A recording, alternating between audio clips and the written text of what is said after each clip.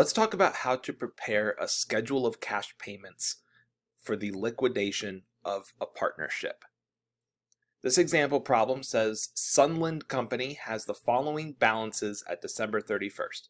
They have $30,000 in cash, $95,000 in non-cash assets, $70,000 in liabilities, $35,000 in the Schultz capital account, and $20,000 in the Morrow capital account.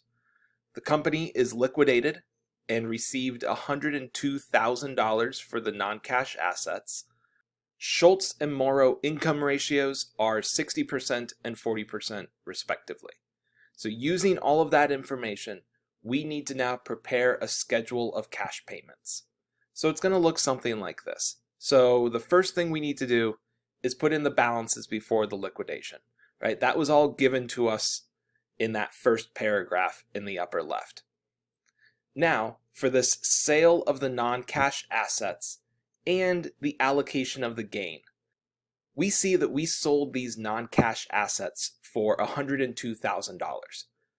On our books, they were only worth $95,000. So we have a gain. So we need to take that into account too. So what we'll do is we'll first show that our non-cash assets go down by $95,000 and our cash goes up by $102,000. That's just the sale of these non-cash assets. Now we can figure out the gain. We had a gain of $7,000. Now how do we allocate this gain? That's where the income ratios come into play. So Schultz gets 60% of the gain, Morrow gets 40%.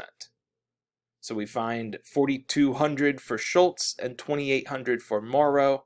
So we add those in to their capital accounts on this line as well. Now we find the new balances. So we add up the cash amounts and the capital amounts, and this is where we sit now after the sale of the non-cash assets. So the next step is paying off these liabilities. So we had $70,000 in liabilities. We're going to use our cash that we have to pay all of that out. So we subtract $70,000 from our liabilities and subtract $70,000 from our cash. And once again, find the new balances.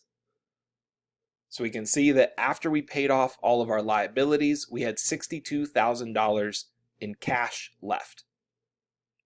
And the capital accounts, $39,200 for Schultz and $22,800 for Morrow.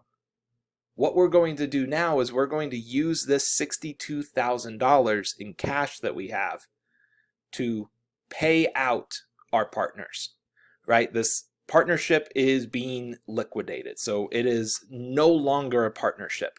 So they get their money that they deserve based off of their capital balances.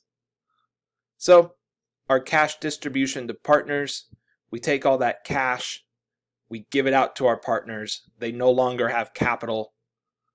And so we subtract out our cash and our capital balances, and our final balances will be zero because this company, this partnership is now liquidated. It is no more.